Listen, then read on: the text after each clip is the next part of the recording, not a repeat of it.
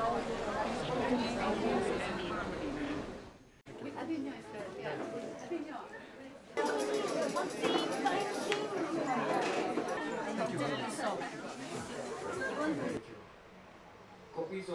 hold on to. Thank you, Dr. I am Rinchito Lims, and I have the honor of chairing the launch of A Bowl of Khaudzü, written by Vishü Rita Krocha and beautifully illustrated by Adenuo Shirat Luikham.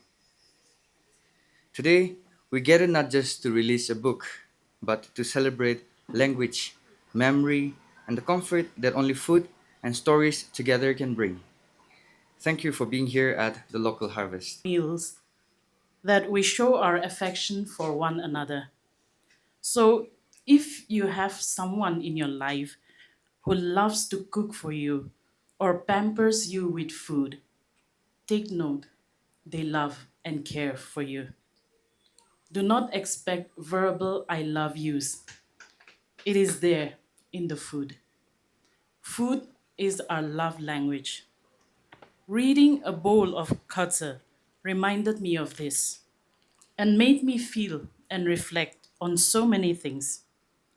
Presented in just 19 pages, but filled with beautiful words and stunning images, the narrator recollects her memories of spending the summer in the village with her grandmother, the bond they shared by going to the field together, sharing food and stories, and finding her roots in the memory of a beloved local dish called Kadza. There is longing and nostalgia as this comfort food, with its flavors and aroma, evokes strong memories and feelings. As she remembers how her grandmother cooked the dish, the ingredients she put in, and the benefits she told of the dish, it brings her not only comfort and joy, but also a sense of home and rootedness. And there emerges both personal and cultural history as food becomes a bridge to personal history as well as cultural identity. Through the memory of this simple food that provides warmth and familiarity, it also shows parental and communal love. I found the style of writing very interesting. It is structured like poetry in small stanzas of 3 lines each, but actually reads like prose. This is just the opposite of prose poems that are written in paragraphs and look like prose but read like poetry. Each stanza of 3 lines in the book is accompanied by a visual image. The narrative style has the quality of oral narration. As I read, I felt like the author was just talking to me and narrating the story. It did not feel like I was reading from a book. I also love how she has incorporated the local names of ingredients without English translations. This is how we preserve and promote our local languages.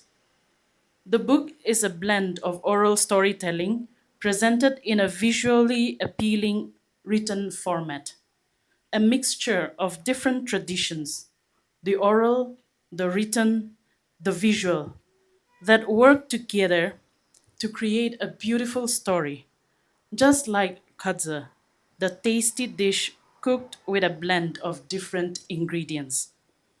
This book, I can call it as a literary kadza, in which food is love, home, and roots. It is also community, culture, identity, language, and legacy.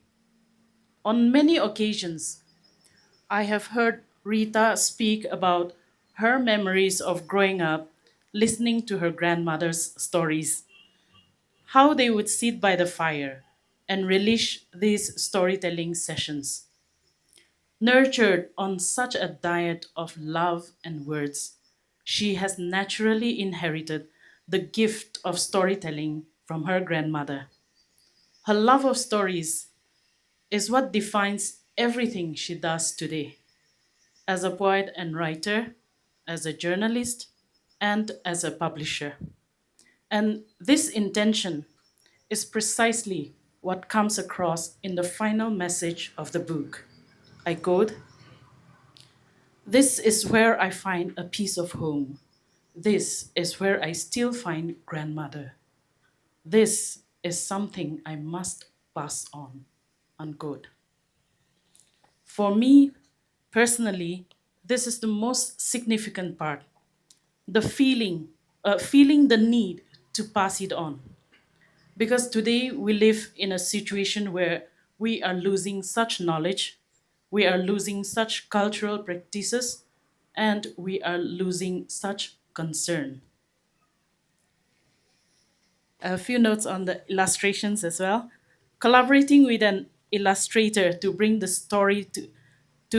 story alive through visual imagery was a stroke of genius. Adenuo's art is so realistic, you can almost smell and taste all the local ingredients of the dish. It evokes such powerful memories, adding to the sensory delight of the reading experience. It truly makes the story come alive.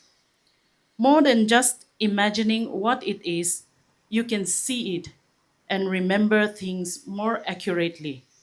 And the visual memory stays with you long after you have read the story. As a contemporary storyteller, Rita continues to share and tell stories through writing and publishing. In this instance, by collaborating with an artist friend, they have together created a more resplendent and enriching experience. Their work shows how we can make the reading experience more vibrant, colorful, and enriching, and also relive past memories through stories. The way storytelling happens in today's context is that our fireplace has extended from personal kitchens to like minded communities.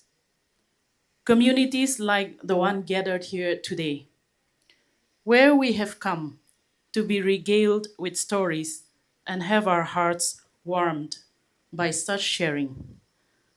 This way, it is ensured that stories continue to live on, and just as the two of them, Rita and Adenuo, have done today through their book, it, it will, I hope, inspire others to keep the legacy going on, to pass it on. Kadza is a kind of congee made with simple ingredients found in any Naga household: smoked beef, 3 tomatoes, rice, Naga spring onions, dried chilies, and peppercorn. A steaming bowl of kadza tastes warm, light, and refreshing. It is not an explosion of flavor where your taste buds and senses are overwhelmed, but it is also the farthest thing from bland. Once the first spoonful of kadza makes contact with your tongue, the first ingredient you taste is heat. I don't mean the spicy heat of capsaicin, which comes from dried chilies, but the heat that is generated from actual fire. Kadza is meant to be consumed fresh and while it is hot, as its flavor diminishes once it grows cold. This is why I've labeled heat as its first ingredient. After your mouth is filled with warmth and your taste buds are tingling, ready to grasp every bit of flavor from the thick concoction, you then taste the other ingredients that make up kadza. The salty broth, the delicate rice, the sweet numbing of the peppercorn and spring onions combined, the umami of the smoky beef, the dried chilies which slightly tingle the back of your throat, and finally the bittersweet beef bile that leaves you salivating for more. But that is not all that kadza contains. In it, you can taste the love and effort of several generations that have prepared this dish time and time again. Kadza also tastes like memories. For me, it tastes like my grandmother's skilled and patient hands, my auntie's shrill laughter, and my mother's gentle care when I was sick. Kadza tastes like love, hope, and comfort on a rainy day. I mentioned earlier that kadza tastes warm and light and refreshing. Likewise, a bowl of kadza will leave you refreshed, light, and full of warmth. It is not just a sensation on the tongue, rather, its effects spread throughout your whole body and even your soul. And like my auntie has mentioned in the book, kadza heals. Thank you.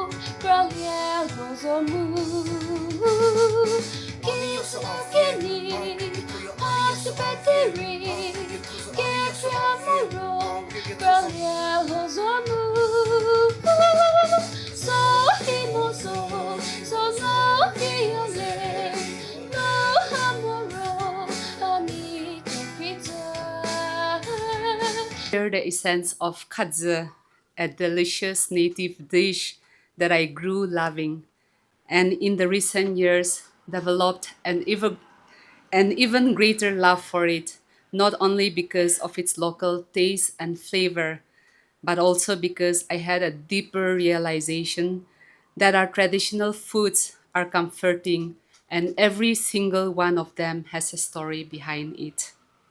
Today, that journey takes a new form with the launch of A Bowl of Khaudzü, and I am extremely grateful to have collaborated with my good and multi-talented friend Adenuo, who is an academic, a poet, a writer, and an amazing, amazing artist who said yes to bringing life to this story without any second thoughts or expectations.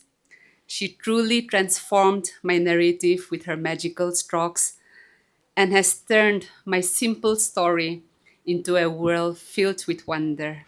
Thank you, Adenuo, for the most wonderful illustrations and for adding that spark of magic to this book. I remember many ordinary days, most of which happened to be a Sunday or a rainy day in Kohima, which really is the perfect time to have Kadza, when we gathered as families, cousins, or friends just to cook and relish Kadza, and each time having that sense of belonging, nostalgia, familiarity, and being connected to our roots.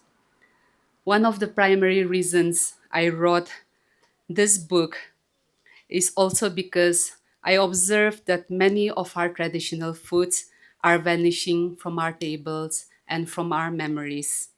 Many children today, even from my own community, would not have tasted kadza or recognized many of our traditional foods that carry with them stories of the past and contain rich cultural values. I truly believe that the connection people have with their food shapes their lives, and our ancestral foods are also part of our heritage that needs to be preserved and promoted. This book, however small in size and content, is a labor of love.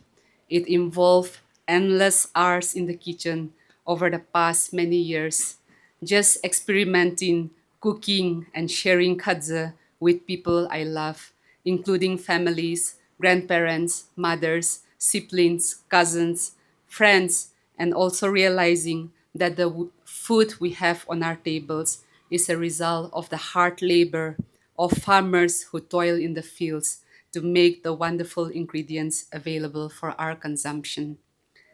In writing this book, I did not just want to share the recipe of a much loved native dish, but also preserve the memory of a childhood that is still alive and could perhaps inspire the younger generation to go back to their roots and both discover and rediscover the richness of our culture that exists not just in the colorful attires that we adorn ourselves with, but in every detail of our existence that is deeply connected to the food we eat. I remember mother telling me on several occasions that kadze is not just another dish, but that its cultural significance also lies in the fact that every time somebody in the family got sick, had a headache, or a cold, kadze was our go-to food. In the olden days, she said that when somebody died, it wasn't money or flowers that people offered to the bereaved family, but they cooked kadza for them because it nourishes and it also heals.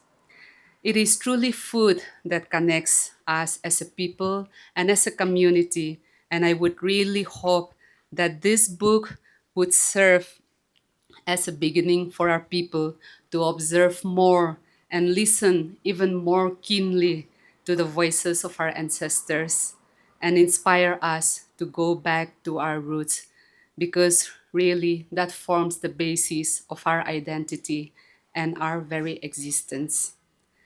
This book really would not have been possible without my supportive family, cousins, and friends with whom I've shared many memorable Kadza afternoons. And so thank you for helping me bring this long cherished dream to life. The experience deepened. Rita regaled me with the story of how Kadza is an integral part of the fabric of her family and the soul of the place it originated from, Javame.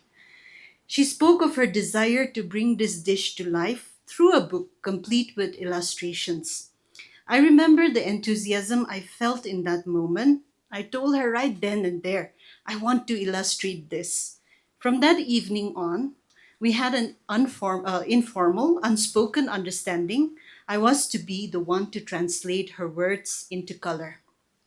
However, as many artists here might know, the distance between an enthusiastic idea and paint on paper can be a long and daunting road.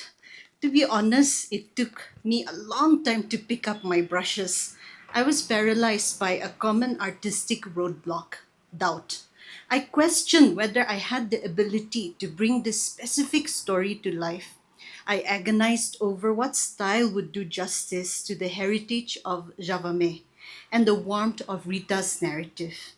It wasn't until the beginning of last year that I finally set aside my hesitation and began a purposeful study of the photo references Rita had sent me. Now, in the art world, there is a lingering debate about using photo references. Some call it cheating, arguing that true creation should come purely from the imagination. But as I sat with those photos, I felt no qualms. For me, those images were a bridge to a world I needed to understand. They were the foundation upon which I built my drafts.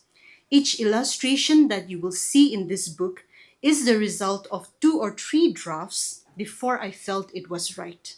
If I were to count the hours, to be honest, I think I spent close to about 100 hours at my desk, lost in the world of Kadza. I chose watercolor as my medium because it is where I feel most at home, yet it is a medium that demands respect. Watercolor is beautifully unpredictable. It requires a specific kind of patience, the patience to work in layers, and more importantly, the patience to wait for those layers to dry. If you hurry, the colors will bleed, they become muddy, and the painting is ruined. It requires an understanding of the color wheel and an understanding of how complementary colors work together to bring a scene alive. For this book, I wanted to capture the vibrant spirit of Javame village, the famous hills, the lush verdant blanket the land wears, and the enchanting houses nestled at its feet. I chose bright, unapologetic colors to convey the life and the energy of that place. There is a saying among artists that light and shadow do all the work while color gets all the credit. I fully agree. Unless you are an artist, you might underappreciate how much the play of light defines a scene. I worked tirelessly to ensure that the shadows felt as real as the sunlight. I even employed a mixed media approach using microfine liner pens to capture the smallest, most delicate details that paint alone could not reach. As you flip through the pages later, you will notice several botanical illustrations. This is a specialized art form that focuses on the precise scientific representation of plants. I included these not just because I love painting them, but because they serve a purpose. They help you, the reader, identify the specific ingredients, the dry herbs, the fresh produce that make Kadza what it is. Most of these paintings were created during the monsoon season of last year. As I painted, I listened to the rhythmic sound of the rain outside. It became a form of free therapy. The process forced me to do something we rarely do in our fast paced lives. It forced me to be truly present. For the first time in a long time, I paid attention to the mundane. I studied the ordinary beauty of everyday objects. I spent hours looking at the unique coloring of a humble tamarillo, a tree tomato. I studied the intricate wrinkles of a single dried chili pepper. These are things we normally overlook, yet in painting them, I found a profound new appreciation for the world around me. This experience brought to mind the opening lines of John Keats's Endymion, and I quote, "A thing of beauty is a joy forever. Its loveliness increases. It will never pass into nothingness." Keats was speaking of the beauty found in nature, in art, and in human experience. I believe A Bowl of Khaudzü weaves all three of these strands together. It is a book that invites you to engage with both the visual and the textual, to draw on your cultural knowledge and your own memories. Our hope is that this illustrated story creates a unique, multifaceted experience for you. Perhaps as you read it, it will remind you of your very own bowl of kadza, whatever that may be in your life. The thing which is comforting, that thing which connects you to your roots, and that thing which, through its simple beauty, becomes a joy forever. Thank you for being part of this story. Thank you.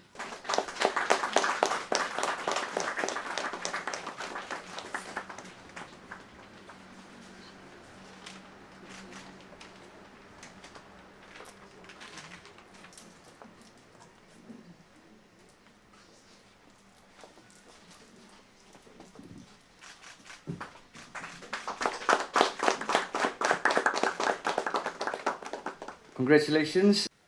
Once again, I congratulate Rita. I congratulate Adenuo and Pentrill House for capturing, for documenting, and for carrying forward a very crucial aspect of our culture and tradition through the book by the name A Bowl of Khaudzü. The book talks about particular food item, but that is not an end in itself. In describing that specific food item, it contains within itself a description of relationships that happen in the family. It contains the social and economic activity of a particular community or a culture. And in a way, it also shows why and how certain people in certain communities and certain cultures, why and how they do certain things in certain ways and for certain reasons. I think the book is able to capture all of those aspects. Our culture and tradition, they may not or they will not remain what they are unless they are captured, documented, and carried forward. And so, once again, I'm very happy for this book, and then I sincerely congratulate everyone involved here. I studied English literature as an academic subject in college and university, and during those period, I found I thought I found Jane Austen very boring. Her novels, they seem to contain very dry storylines. They have long pages about people drinking tea, having long boring conversations about getting married, how somebody doesn't like somebody, and how they should be dressing up another way, and how their sense of behavior and all of those things, how they keep arguing and they keep talking about chapters on end. And so, as far as the reading interest was concerned, I found it very boring. Her novels, as far as I have read, they don't contain any dramatic scenes or any melodramatic, any emotional stories, or they don't have larger than life heroes and heroines who show exceptional flashing powers. None of that. And so I found her very boring when I was a student. But after leaving college and university, I suppose I have learned to appreciate Jane Austen a little better after I stopped reading her. Now in a way I realized that she was able to capture and convey the culture, as it were, of a certain people in a certain community as it happened at that point of time. And so, in that sense, I have learned to appreciate those things better also. I echo and I repeat the words and the thoughts of Dr. Elizabeth and then Rita earlier. They have what they have expressed earlier, but our culture and tradition is definitely not limited to the Tao and the spear and the war cry and the uh, waistcoat that we use for every tradition, every function and every program. It's much beyond that. Um, the language we use, the food we eat, as we have been discussing so far, and the way we interact with each other, it encompasses all of those aspects also. Um, one beautiful aspect of our culture that I like and I would like to share. I am not sure whether this is something common in all the villages or all the communities in our region. But there is one practice that I observe, cultural practice that I observe, at least in my immediate community. Say, for instance, a gentleman, if he is tall and uh, handsome, well built, rich, from a well to do family, successful, and all of that, if he were to be talking about me, if he were to be saying something about me, he will not say, Asalie, short, ugly, from a poor family. He will not say that. Instead, he will say, my friend Asalie, like me, he is also not the most good looking guy. He is not the tallest gentleman. And he is also from a very, not from the richest of families. That's what he will say. In a way, what he is, he is trying to do is, as it were, he is trying to own up some of my weaknesses. He is trying to protect my dignity and my honor, and he's trying to uh, share in my disadvantages. And I think, at least to me, I feel that's a very beautiful aspect of the culture that I've observed. If we talk in terms of literature, for at least for children, we have DC comics, Marvel comics, anime, Aesop fables, Arabian Nights, Archies, what else? Tinkle, Panchantantra, uh, and so on and so forth. While those things are very good things in themselves, I suppose we also need stories, local stories that you and I can immediately relate to.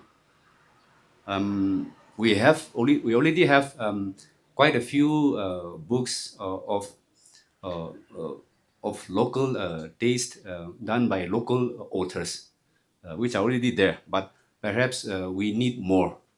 Um, Remember that viral song that uh, came out last year, Bosti Jawole Time Ahisha. I would like to believe that it became popular because it's something we can immediately relate to, and it's something that happens to us.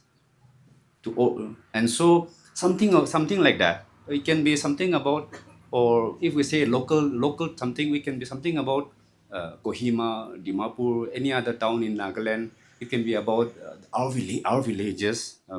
It can be about traffic jam. It can be about Christmas in the village. It can be about our love for pork. It can be about water scarcity. Uh, it can be about picnic in Zeleke, about our educational, about our social activities, about our religious activities, any aspect of our family life. It can be about any of those aspects. But if we are able to capture those things, and at least both for us as well as for our children, and for us to be carried forward, if we can have more of those, I think it will be very very good for all of us. At least my sense, my two sense word of thought. You know you know the Angami joke that is there, where if an Angami family is watching Animal Planet or Discovery Channel, they will be saying, "Itubi kaya, utubi kaya na." So things like that, where we can immediately relate to, which happens to us, if we can capture those, and then we can carry those forward, and things that you and I, or even our children, can read and grow up with. I think it's important for all of us. Um, a friend of mine and I, some years ago, we were discussing about, since we both of us, we were studying literature, we were discussing about languages and words, and then there is this uh, there's this since I'm Angami, I'm speaking from the Angami context.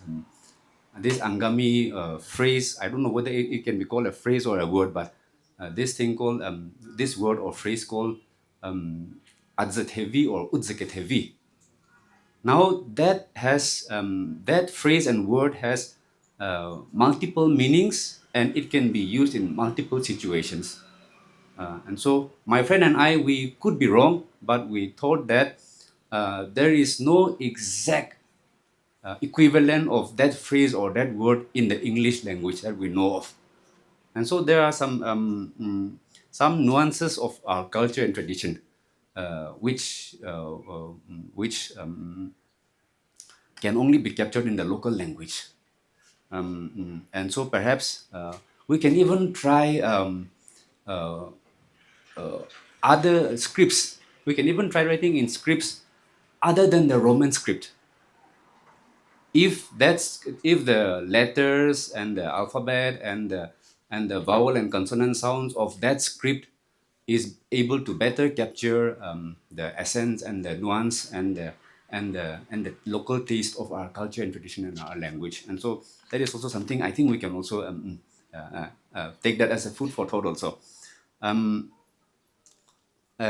Secondary reason that I'm happy to be here today is after reading in the book that in which Rita has mentioned that her grandmother talks about the healing properties of Kadza. And so for the past couple of weeks, I have been having indifferent health. And so today, after receiving Kadza, I am confident that I'll be going home feeling better and stronger. And so, yeah. In conclusion, if I may be allowed to read a few lines from a poem written by a cousin of mine, in which he has written a poem about his grandmother, with whom he grew up with.